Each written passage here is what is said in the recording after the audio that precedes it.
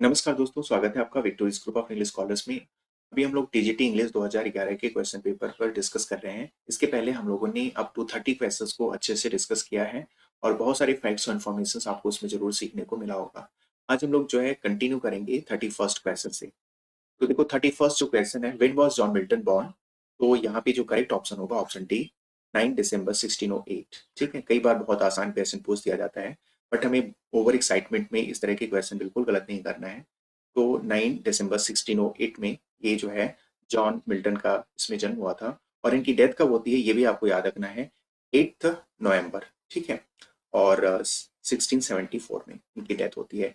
9 से आपको एक कम करना है, दिसंबर में जो है एक मंथ कम करना है, नवंबर हो जाएगा।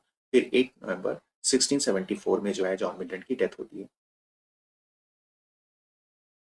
नेक्स्ट क्वेश्चन है, where was John Milton born. तो यहाँ पे बर्थ प्लेस पूछा जा रहा है, तो ऑप्शन यहाँ पे करेक्ट हो जाएगा, ध्यान रखना। ऑप्शन यहाँ पे डी करेक्ट होगा, लंदन। ठीक है, Bread Street Cheapside London में जॉन मिल्टन का जन्म होता है, ये आपको ध्यान में रखना है। नेक्स्ट क्वेश्चन है, in whose memory did John Milton write methought I saw my late espoused saint. ठीक है, तो ये जो है इनकी वन ऑफ द सोनेट्स हैं। और ये ध्यान रखना, ये जॉन मिल्टन ने लिखा है कैथरीन वुडकॉक के डेथ पर, जो कि इनकी सेकंड वाइफ रहती है, ये आपको ध्यान में रखना है। और इसके अलावा ये भी आपको ध्यान में रखना है, इसका जो एक सब टाइटल है, ऑन हिज डिजीज्ड वाइफ। ठीक है, ऑन हिज डिसीज्ड वाइफ। ठीक है, इस सोनेट को जो है इस नाम से भी जाना जाता है, on his deceased wife. Deceased का मतलब होता है मृतक। ठीक है, तो ये भी आपको ध्यान में रखना है। और इनकी जो फर्स्ट वाइफ होती है वो मैरी पावेल होती है, ये आपको ध्यान में रखना है। और मैरी पावेल के साथ जॉन मिल्टन की मैरिज कब होती है ये भी आपको याद रखना है, 1642 में। और अनफॉर्चुनेटली मैरी पावेल की डेथ हो जाती है 1652 में, ये आपको ध्यान में रखना है। इसके अलावा कैथरीन वुडकॉक इनकी सेकेंड वाइफ रहती है, और इनके साथ इनकी मैरिज कब होती है, तो 1656 में। और इनकी कब डेथ होती है, तो ध्यान रखना, इनकी डेथ हो जाती है 1658 में। और थर्ड जो इनकी वाइफ रहती है वो कौन रहती है ये भी आपको ध्यान में रखना है, एलिजाबेथ, एलिजाबेथ मिंसो। ठीक है, इनकी ये थर्ड वाइफ रहती हैं। और एलिजाबेथ मिंसुल के साथ जो है ध्यान रखना, जॉन मिल्टन की मैरिज कब होती है, तो ये होती है 1663 में। वेरी वेरी इंपॉर्टेंट ये सारे फैक्ट्स हैं, ये आपको याद रखना है। और इसके अलावा देखो चार्ल्स फर्स्ट का जो टाइम पीरियड है वो आपको पता होना चाहिए। इनका जो टाइम पीरियड है ये है 1625 से लेके 1649 तक। और 1649 में जो है चार्ल्स फर्स्ट को एक्सक्यूट कर दिया जाता है, ये भी आपको ध्यान में रखना है। और इसके बाद जो है पूरे इंग्लैंड की जो बागडोर है किसके हाथों में आ जाती है, ओलिवर क्रॉमवेल के हाथों में, तो ये आपको ध्यान में रखना है। ओलिवर क्रॉमवेल ये जो है 1649 से लेके 1658 तक जो है लंदन के क्या रहते हैं, लॉर्ड प्रोटेक्टर रहते हैं। तो ये सारी इंपॉर्टेंट फैक्ट्स हैं, ये आपको ध्यान में रखना है। नेक्स्ट क्वेश्चन है, when was paradise lost published. तो पैराडाइज लॉस्ट पब्लिश्ड होती है सबसे पहले 1667 में, ऑप्शन यहाँ पे बी करेक्ट होगा। और जब ये पब्लिश होती है तो 10 बुक्स में पब्लिश होती है, ये आपको ध्यान में रखना है। इसके अलावा जो है बुक नंबर 7 और बुक नंबर 10 में जो है स्प्लिट करके इसको तोड़ करके दो और बुक इसमें ऐड किया जाता है, और फाइनली इसको ध्यान रखना 1674 में 12 बुक्स में पब्लिश कराया जाता है। इसकी स्टाइल ग्रैंड है और ब्लैंक वर्ड्स में लिखी गई ये पोएम है पैराडाइज लॉस्ट, ये भी आपको ध्यान रखना है। ठीक है, और इसके अलावा 1658 में जो है पैराडाइज लॉस्ट को इन्होंने लिखना स्टार्ट किया था। और ये भी आपको याद रखना है, 16 जो है 65 में पैराडाइज लॉस्ट को कंप्लीट कर लिया गया था। 2 इयर्स इसको लगता है रिवीजन और करेक्शन में, और फर्स्ट टाइम इसको पब्लिश कराया जाता है 1667 में। तो ये सारी इंपॉर्टेंट फैक्ट्स हैं, ये आपको ध्यान में रखना है। In which of the following works did Milton promote freedom of speech and oppose licensing and censorship? कई बार ये क्वेश्चन पूछा गया है, ये है एरियोपेजिट का। ये कब आती है, ध्यान रखना 1644 में। इसके अलावा ये भी ध्यान रखना ये एक प्रोज वर्क है, और इसके साथ इनकी एक और प्रोज वर्क पब्लिश होती है, वो होती है ऑफ एजुकेशन। ऑफ एजुकेशन, ये भी आपको ध्यान में रखना है। ठीक है, और इसके अलावा देखो लाइसेंसिंग एक्ट कब आता है, तो याद रखना लाइसेंसिंग एक्ट आता है 1643 में।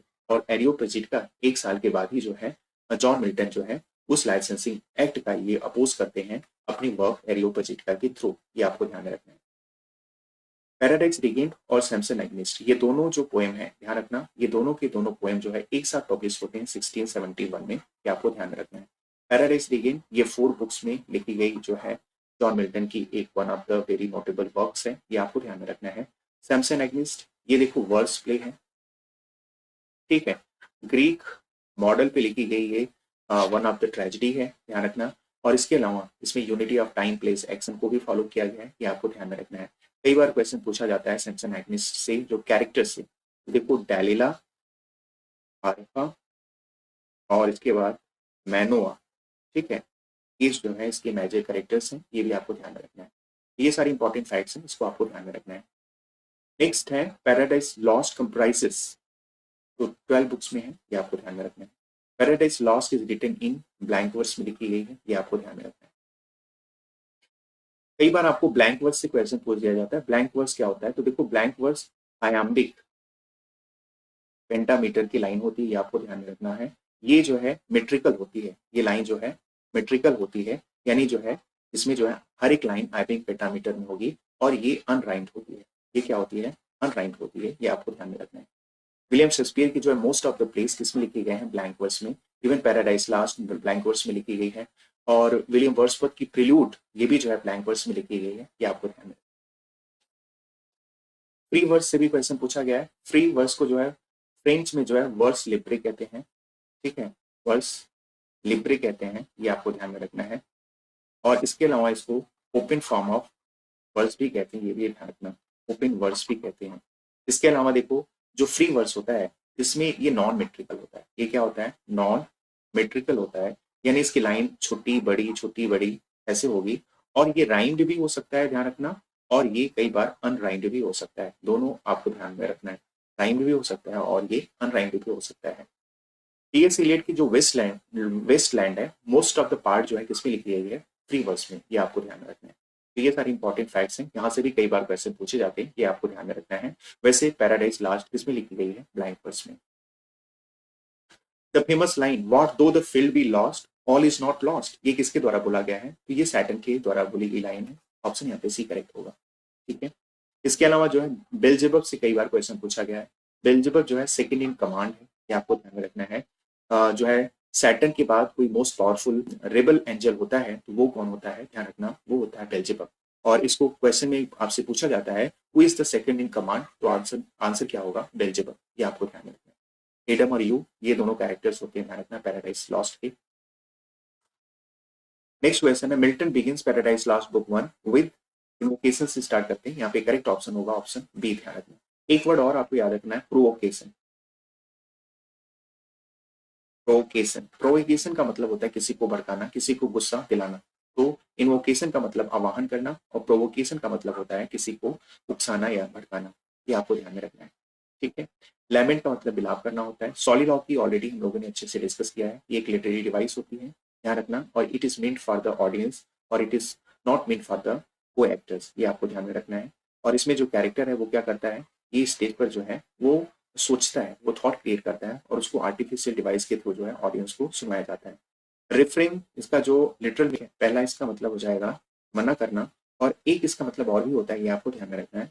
ये जो है पार्ट ऑफ साउंड होता है, ठीक है, और which is repeated usually at the end of each verse, each verse के अंत में ये बार बार रिपीट होता है, ध्यान रखना, इसको भी हम क्या कहते हैं, रिफ्रेन कहते हैं, ये भी आपको ध्यान में रखना है। Milton is most famous for, next question है Milton most famous for his, देखो मिल्टन जो है फेमस है किसके लिए, ब्रांड स्टाइल के लिए, ऑप्शन यहाँ पे सी करेक्ट होगा, ये आपको ध्यान में रखना है। मिल्टन की स्टाइल जो है ग्रैंड स्टाइल है, ये स्टेटमेंट किसने बोला है, तो ये भी क्वेश्चन पूछा गया है, ये बोला है मैथ्यू अर्नोल्ड ने। एफोरिस्टिक जो एसेस होते हैं, ये किसकी जो एफोरिस्टिक एसेस होते हैं, ध्यान रखना, ये होता है फ्रांसिस बेकन की जो एसेस हैं, वो सब एफोरिस्टिक एसेस हैं। एफोरिस्टिक एसेस का मतलब ऐसे एसेस जो बहुत ही शॉर्ट हो, टर्स हो और बहुत ही डिटेक्टिव हो, ऐसे एसे को हम क्या बोलते हैं, एफोरिस्टिक एसे बोलते हैं। तो ये भी इंपॉर्टेंट फैक्ट है, यहाँ से प्रश्न पूछा गया है। नेक्स्ट क्वेश्चन है the word that complete the famous line better to reign in hell than serve in heaven, ठीक है, ये कैसे टाइप का क्वेश्चन है, कई बार पूछा जा चुका है। William Shakespeare belong to the, William Shakespeare किस एज से बिलोंग करते हैं, तो ध्यान रखना एलिजाबेथन एज से बिलोंग करते हैं। और एलिजाबेथन पीरियड का जो टाइम पीरियड है वो आपको ध्यान में रखना है 1558 से लेकर 1603 तक, ये आपको ध्यान में रखना है। उसके अलावा जो है रेस्टोरेशन एज 1660 से लेकर के जो है 1700 तक है। और विक्टोरियन एज ये भी आपको ध्यान में रखना है 1837 से लेकर के 1901 तक जो टाइम पीरियड है वो विक्टोरियन एज है। और रोमांटिक एज का जो टाइम पीरियड है वो है 1798 से लेकर के 1837 तक। ध्यान रखना, ये सारे इंपॉर्टेंट फैक्ट्स हैं। नेक्स्ट क्वेश्चन है, who is known as melancholy man in as you like it? तो एज यू लाइक इट में मेलंकली मैन या डिसकॉन्टेंटेड मैन, ध्यान रखना, डिसकॉन्टेंटेड मैन ये किसको कहा गया है? तो यू कहा गया है जैक्स को। ऑप्शन यहाँ पे सी करेक्ट होगा। ठीक है, ये आपको ध्यान में रखना है। और इसके अलावा टच स्टोन, ये एक क्लाउन रहता है, ये आपको ध्यान में रखना है, या इसको हम कोट फूल कहते हैं। और इसके अलावा ये भी आपको ध्यान में रखना है, सिल्वियस और कोरिन ये दोनों के दोनों सेफर्ड्स रहते हैं। लाइक इट ये कब लिखी जाती है? ये 1599 में लिखी गई one of the William Shakespeare plays है, ये आपको ध्यान में रखना है। और इसका सोर्स विलियम शेक्सपियर ने कहाँ से लिया है? तो थॉमस लॉज के रोजालिंड से, ये भी आपको ध्यान में रखना है। रोजालिंड से इसका सोर्स लिया गया है, ये आपको ध्यान में रखना है। ये सारे इंपॉर्टेंट फैक्ट्स हैं। नेक्स्ट है, which of the following is not the character in as you like it? As you like it में आपको बताना है इसमें कौन कैरेक्टर नहीं रहता है। तो रोजलिन ड्यूक सीनियर की डॉटर रहती है, सिलिया ड्यूक फ्रेडरिक की डॉटर रहती है, ऑरलैंडो, जैक्स और ओलिवर ये तीनों की तीनों जो है सर राउलैंडी बॉयज के ये तीनों लड़के रहते हैं, ये आपको ध्यान में रखना है। और पोर्सिया ये जो कैरेक्टर जो है एज यू लाइक इट में तो नहीं आती है, बट ये आती है, ध्यान रखना, मर्चेंट ऑफ वेनिस में। ठीक है, और उसके अलावा जो है जूलियस सीजर में, ये दो जगह कैरेक्टर आती है, ये आपको ध्यान में रखना है। नेक्स्ट क्वेश्चन है, 14 brass is the character in Shakespeare's? तो 14 ब्रास ये कैरेक्टर किसमें आता है? तो हैमलेट में, ये आपको ध्यान में रखना है। 14 ब्रास जो है प्रिंस ऑफ नॉर्वे रहता है, ये आपको ध्यान में रखना है। इसके अलावा जो है King Lear one of the four great tragedies रहती है, और ये ध्यान रखना 1605 में लिखी जाती है। और इसके अलावा जो है इसका ट्रेजिक फ्लॉ कई बार पूछा जाता है, तो ध्यान रखना सेल्फ डेल्यूजन या ह्यूब्रिस इसका जो है ट्रेजिक फ्लॉ रहता है, और इसकी सेटिंग ब्रिटेन है, और इसका सोर्स विलियम शेक्सपियर ने दो जगह से लिया है, वो भी आपको याद रखना है। एक तो holistic chronicles of England Scotland Ireland है, और दूसरा true Chronicle history of King Lear. ये सारे इंपॉर्टेंट फैक्ट्स किंग लियर से आपको याद रखना है। ओथेलो की जो है सेटिंग वेनिस रहती है, ये आपको ध्यान में रखना है। और इसका ट्रेजिक फ्लॉ क्या रहता है? जेलसी। और इसका सोर्स विलियम शेक्सपियर ने कहाँ से लिया है? तो सिंथियो के हेकेटोमेथी से लिया है, ये भी आपको ध्यान में रखना है। ठीक है, और ये 1604 में लिखी गई प्ले है। जूलियस सीजर देखो, ये एक one of the Roman play है, ये आपको ध्यान में रखना है, वेरी वेरी इंपॉर्टेंट। ये सारे फैक्ट्स। नेक्स्ट क्वेश्चन है, the main theme of Shakespearean sonnet is? तो देखो शेक्सपियरियन सोनेट की जो मेन थीम होती है वो क्या होती है? ऑप्शन यहाँ पे ए करेक्ट होगा, लव, ये आपको ध्यान में रखना है। सोनेट एक इंपॉर्टेंट टर्म है, यहाँ से क्वेश्चन पूछा जाता है, में रखना है। पहले तो देखो सोनेट जो है इटालियन वर्ड सोनेटो से लिया गया है, ये आपको ध्यान में रखना है, जिसका मतलब होता है साउंड। इसके अलावा सोनेट जो है 14 लाइंस की आइम्बिक पेंटामीटर की लाइन होती है, ये आपको ध्यान में रखना है। और सोनेट की ओरिजिन कहाँ से होती है? तो ध्यान रखना इसकी ओरिजिन जो है इटली है, और इसके ओरिजिनेटर कौन है? गियोफमो डी लैंटिनी, ये भी आपको ध्यान में रखना है, जो सिसिली स्कूल के हेड होते हैं। इसके अलावा देखो सोनेट को देखो पॉपुलराइज करने का काम जो करते हैं वो पेट्रार्क करते हैं। समझ में आया? पेट्रार्क ने जो सोनेट लिखा था वो ऑक्टेव और सिस्टेट के मॉडल पे लिखा था। ठीक है, ऑक्टेव और सिस्टेट, ये आपको ध्यान में रखना है। ऑक्टेव में जो है 8 लाइंस होती हैं, और सिस्टेट में कितनी लाइन होती है? 6 लाइंस होती हैं, ये आपको ध्यान में रखना है। ऑक्टेव की जो राइमिंग स्कीम होती है ABBA होती है, ABBA होती है। और सिस्टेट की जो राइमिंग स्कीम होती है, ध्यान रखना CTE, कई बार CTC, या कई बार ध्यान रखना CDC और DCD, ये जो है सिस्टेट की राइमिंग स्कीम होती है, ये आपको ध्यान में रखना है। बाद में जो है पेट्रार्क को जो है पेट्रार्क के द्वारा लिखी गई सोनेट को उन्हीं के नाम से जो है पेट्रार्कन सोनेट जाना गया, ये आपको ध्यान में रखना है। इंग्लैंड में सोनेट को किसने इंट्रोड्यूस किया था? तो ये भी आपको ध्यान में रखना है। इंग्लैंड में सोनेट को इंट्रोड्यूस करने वाले हैं थॉमस व्याट। ठीक है, थॉमस व्याट, ये आपको ध्यान में रखना है।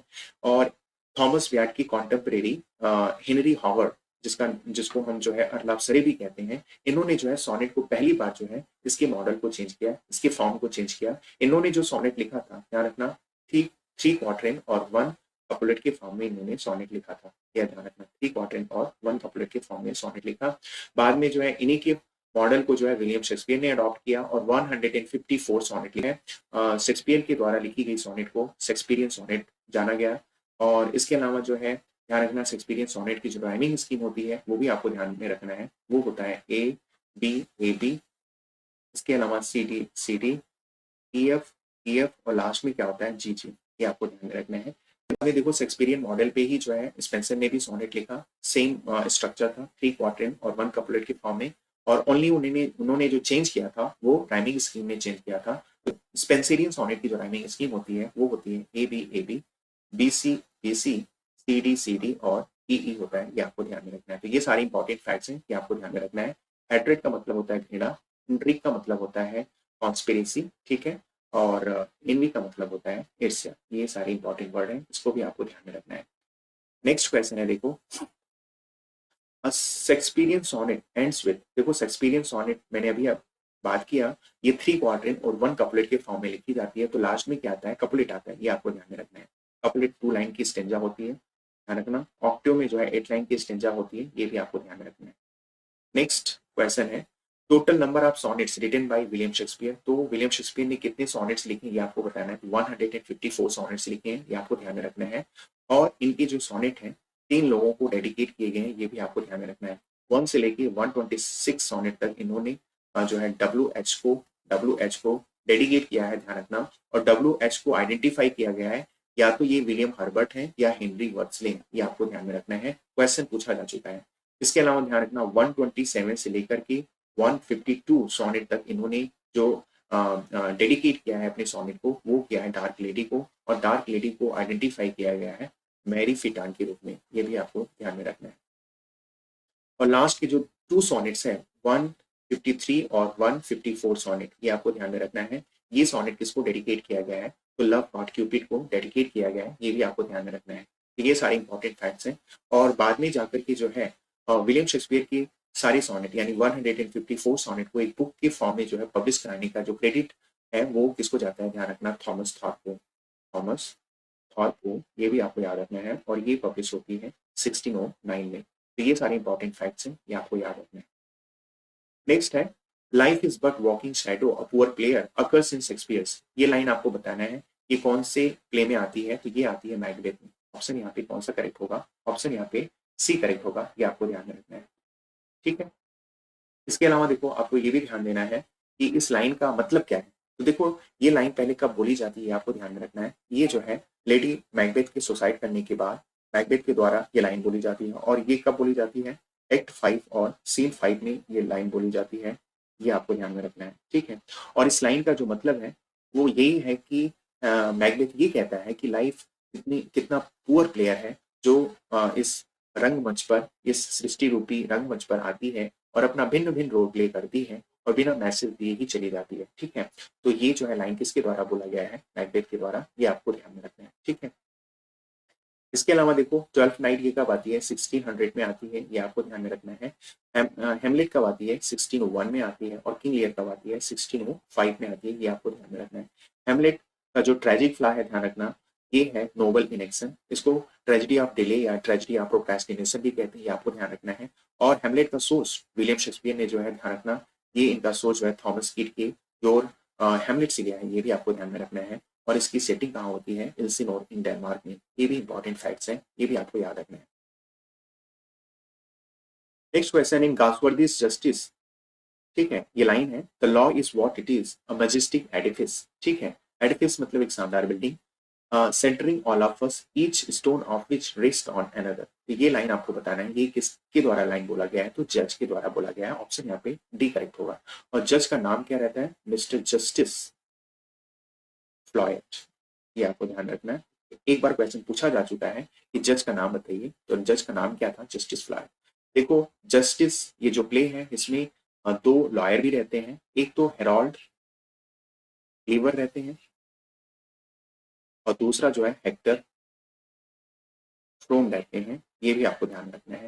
हेरोल्ड क्लीवर ये जो है गवर्नमेंट काउंसिल रहते हैं, ठीक है, ये गवर्नमेंट काउंसिल रहते हैं, ये आपको ध्यान में रखना है, ये भी क्वेश्चन पूछा जा चुका है। और हेक्टर फ्रोम ये जो है एक डिफेंस लॉयर रहता है, डिफेंस काउंसिल रहता है, ये आपको ध्यान में रखना है। ये जो है विलियम फॉल्डर के साइड में जो है केस को देखता है, हेक्टर फ्रोम, ये आपको ध्यान में रखना है। कैसियर काउले मैनेजर इसमें 2 रहते हैं, आपको ध्यान में रखना है। एक तो जो है वॉल्टर हाउ रहते हैं, वॉल्टर हाउ, और दूसरा जो है जेम्स हाउ रहते हैं, ये 2 इसमें मैनेजर रहते हैं, ये आपको ध्यान में रखना है। इसके अलावा जो है विलियम फॉल्टर तो रहता ही है, इसके अलावा जो है ध्यान रखना रॉबर्ट कुकसन भी इसमें कैरेक्टर आते हैं, ये भी आपको ध्यान में रखना है। और इसमें एक महिला कैरेक्टर रहती है रूथ हनीवेल, ये भी आपको ध्यान में रखना है। और जस्टिस ये कब लिखी जाती है? 1910 में लिखी जाती है। 4 एक्ट की प्ले है और इसका जो थीम है वो है इंग्लिश लीगल सिस्टम, ये भी आपको ध्यान में रखना है। नेक्स्ट क्वेश्चन है by what age had Milton become totally blind? तो ध्यान रखना है ये जो है 44 ईयर्स के जब थे तो टोटली ये ब्लाइंड हो जाते हैं। और वो ईयर क्या रहता है? तो 1652, ये आपको ध्यान में रखना है। 1652-53 में इनकी एक बहुत ही सेलिब्रेटेड सोनेट आती है on his blindness, on his blindness, ये आपको ध्यान में रखना है। और ये पब्लिश कब होती है? 1673 में, ये भी आपको ध्यान में रखना है, ठीक है। और 1652 में इनकी फर्स्ट वाइफ मैरी पॉवेल की डेथ भी होती है, ये भी आपको ध्यान में रखना है। नेक्स्ट क्वेश्चन है a song of sorrow specially for the dead is called. तो देखो हम क्या कहते हैं उसको, अ सॉन्ग ऑफ सॉरो, खास करके किसी डेड पर जो है यानी किसी के डेथ होने पर जो सॉन्ग लिखी जाती है या गाई जाती है उसको हम क्या बोलते हैं? एलजी। ऑप्शन यहाँ पे सी करेक्ट होगा, ये आपको ध्यान में रखना है। देखो एलजी दो प्रकार का होता है और दोनों से क्वेश्चन पूछे जाते हैं, वो आप जल्दी से देख लीजिए कौन कौन से इंपॉर्टेंट यहाँ से क्वेश्चन हो सकते हैं। देखो एक तो एलजी होता है पर्सनल एलजी, ठीक है। पर्सनल पर्सनल एलजी में क्या होता है? इसमें दो आपको एग्जांपल याद रखने हैं। एक तो टेंशन का, ठीक है, एक टेंशन का जो है इन मेमोरियम, ठीक है। और ये आर्थर हेनरी हालम के डेथ पर लिखी गई है, ये आपको ध्यान में रखना है। और ये कब लिखी जाती है? ये भी आपको ध्यान रखना है 1850 में, ठीक है, 1850 में लिखी जाती है।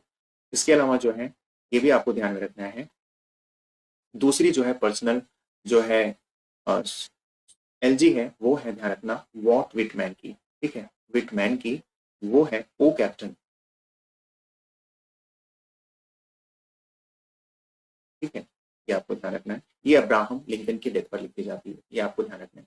पर्सनल एलजी में ध्यान रखना इसमें जो पोएट है वो किसी अपने नियर वन डियर वन के डेथ पर लिखा जाता है और फुल इंटेंसिटी के साथ लिखी जाती है, ये आपको ध्यान में रखना है। ये दो एग्जाम्पल्स आपको याद रखनी है, यहाँ से क्वेश्चन पूछे गए हैं और पूछे भी जाएंगे, ये आपको ध्यान में रखना है। दूसरा जो एलजी है वो है पास्टोरल एलजी, ठीक है, पास्टोरल एलजी। और इसमें आपको तीन पास्टोरल एलजी तैयार रखने हैं। एक तो ध्यान रखना है मिल्टन का, मिल्टन का जो है लेसिडास, ठीक है, लेसिडास, ये कब लिखी जाती है? 1637 में लिखी जाती है। एडवर्ड किंग के डेथ पर लिखी जाती है, ये आपको ध्यान में रखना है। और ये एक मोनोडी भी है, ये भी आपको ध्यान में रखना है। दूसरी जो है वो है शैली की, ठीक है, शैली की एडोनिस, ये जो है ध्यान रखना, ये पीवी शैली की जो एडोनिस है वो जॉन कीट्स के डेथ पर लिखी जाती है और ये लिखी जाती है 1821 में, ये आपको ध्यान में रखना है। और तीसरा जो है वो है अर्नॉल्ड की जो है थायरसिस, ठीक है, वो है थायरसिस, ये आपको ध्यान में रखना है। और ये थायरसिस कब लिखी जाती है? ये याद रखना, ये 1867 में लिखी जाती है और ये आर्थर ह्यूज क्लोक के डेथ पर लिखी जाती है, ये भी आपको ध्यान में रखना है, यहाँ से भी क्वेश्चन पूछा गया। तो ये एलजी से इंपॉर्टेंट जो है ये सारे फैक्ट्स थे, यहाँ से क्वेश्चन पूछे गए हैं, ये आपको ध्यान में रखना है। एपिक क्या होता है? ऑब्जेक्टिव फॉर्म ऑफ पोएट्री होता है, ये आपको ध्यान में रखना है। मीडिया रेस से स्टार्ट होती है और एटलीस्ट इसमें कितनी कैंटोज होने चाहिए? 12 कैंटोज होने चाहिए। इसमें लॉफ्टी और एलिवेटेड थॉट्स होते हैं, ये भी आपको तो कैरेक्टरिस्टिक है एपिक के, ये आपको ध्यान में रखना है। और ओड, ओड जो है हमेशा एड्रेस के फॉर्म में लिखी जाने वाली पोएम होती है, ये आपको ध्यान में रखना है। Octave is a sonnet consist of, octave जो है 8 लाइन की स्टेंजा होती है, करेक्ट ऑप्शन यहाँ पे हो जाएगा ऑप्शन ए। 4 लाइन की स्टेंजा को हम क्वार्टरिंग कहते हैं, ये आपको ध्यान में रखना है। 6 लाइन की स्टेंजा को सिस्टेट कहते हैं, ये भी आपको ध्यान में रखना है। Which of the following phrases best characterizes the late 19th century aesthetic movement? तो ध्यान रखना आर्ट फॉर आर्ट सेक है, ऑप्शन यहाँ पे क्या होगा? ऑप्शन डी करेक्ट होगा, ये आपको ध्यान में रखना है। आर्ट फॉर आर्ट सेक ये जो है एक मूवमेंट है और ये जो है ध्यान रखना ये कैरेक्टरिस्टिक होता है लेट 19th सेंचुरी का। एक तो ये आपको ध्यान में रखना है। दूसरा आर्ट फॉर आर्ट सेक ये स्लोगन या मोटो होता है प्री रेफलाइट ब्रदरहुड का, ये भी आपको ध्यान में रखना है।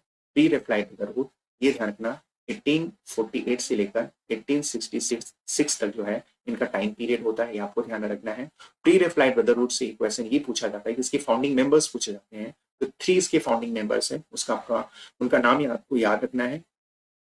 जीजी रोसेटी, दाते गैब्रियल रोसेटी है, विलियम हॉलमेंट हंट है और एवरेट मिलास, ये 3 इसके फाउंडिंग मेंबर्स हैं, ये आपको ध्यान में रखना है। हालांकि बाद में जो है 4 और मेंबर्स इसमें आके जुड़ जाते हैं और ये कुल मिला के 7 मेंबर्स का ये ग्रुप रहता है। इसके अलावा जो है एक क्वेश्चन ये पूछा जाता है कि एस्थेटिक मूवमेंट इंग्लैंड में किसने इंट्रोड्यूस किया था? तो ध्यान रखना वॉल्टर वॉल्टर पेटर ने इंग्लैंड में इंट्रोड्यूस किया था, ये आपको ध्यान में रखना है। तो ये सारे इंपॉर्टेंट फैक्ट्स हैं। और ये आर्ट फॉर आर्ट से ये किसके अगेंस्ट में आता है? तो ये आर्ट फॉर लाइफ सिक के अगेंस्ट में आता है। ठीक है, आर्ट फॉर लाइफ सिक के अगेंस्ट में आता है, ये आपको ध्यान में रखना है। और आर्ट फॉर लाइफ सिक ये किसका स्लोगन रहता है? तो ध्यान रखना ये होता है मैथ्यू अर्नोल्ड का। ये भी एक इंपॉर्टेंट फैक्ट है, इसको भी आपको याद रखना है। नेक्स्ट क्वेश्चन है, strophe antistrophe epode form a three part structure in. तो ये थ्री स्ट्रक्चर होते हैं किसके? क्लासिक ओड के। ध्यान रखना क्लासिक ओड, इसको हम रेगुलर ओड भी कहते हैं। ठीक है, इसको हम पिंडारिक ओड भी कहते हैं, ये आपको ध्यान में रखना है। इसके में जो स्ट्रक्चर होता है वो स्ट्रॉफी एंटीस्ट्रॉफी इपोर्ट होता है। होता देखो इसमें क्या होता है, एक कोरस होता है। कोरस मतलब ग्रुप ऑफ डांसर या सिंगर्स होते हैं, वो जो है देखो राइट टू लेफ्ट मूव करते हैं तो उसको हम स्ट्रॉफी कहते हैं, और लेफ्ट टू राइट मूव करते हैं तो उसको हम एंटी स्ट्रॉफी कहते हैं, और सेंटर में जब खड़े होकर के वो कोई मैसेज देते हैं तो उसको हम इपोर्ट कहते हैं। ये आपको ध्यान में रखना है, वेरी वेरी इंपॉर्टेंट फैक्ट है। पिंडारिक ओड थॉमस ग्रे का ध्यान रखना, जो है बार्ड, और इसके अलावा जो है द प्रोग्रेस ऑफ पोएजी, ये दो ऐसे पोएम हैं जो पिंडारिक मॉडल पे लिखी गई ओड है, ये आपको ध्यान में रखना है, यहाँ से क्वेश्चन पूछे गए। दूसरा देखो होता है जो ओड हो, दूसरा जो ओड होता है वो आपको ध्यान में रखना है, वो होता है होरेसियन ओड। होरेसियन ओड को भी हम रेगुलर ओड कहते हैं, ये आपको ध्यान में रखना है, इसको भी हम रेगुलर ओड कहते हैं। इसमें बस डिफरेंस ये होता है, जो स्ट्रॉफी एंटी स्ट्रॉफी इपोर्ट का जो स्ट्रक्चर होता है उसको ओमिट कर दिया जाता है, यानी उसको हटा दिया जाता है, ये आपको ध्यान में रखना है। एक यहाँ पे इंपॉर्टेंट क्वेश्चन ये आपको ध्यान में रखना है, थॉमस कीट का जो है, थॉमस कीट का दो ओड आपको याद रखना है, ओड टू नाइटिंगेल और ओड ऑन ग्रेसियन अर्थ, ये दो ऐसे सोनेट हैं, ध्यान रखना, ये जो है होरेसियन मॉडल पर लिखे गए हैं, ये आपको याद रखना है। और तीसरा जो ओड होता है वो इरेगुलर ओड होता है, जिसको हम इंग्लिश ओड भी कहते हैं या कॉवलियन ओड भी कहते हैं, ये आपको ध्यान रखना है, कॉवलियन ओड भी कहते हैं। तो ये भी आपको याद रखना है, जितने सारे इंग्लिश राइटर्स हैं वो सारे इरेगुलर ओड लिखे हुए हैं। तो ये सारे जो एक्सेप्शंस थे वो मैंने आपको बता दिया, और तीन तरह के ओड्स होते हैं ये भी आपको अच्छे से मैंने बता दिया। यहाँ से क्वेश्चन पूछे जाते हैं, ये सारे फैक्ट्स आपको अच्छे से तैयार रखना है।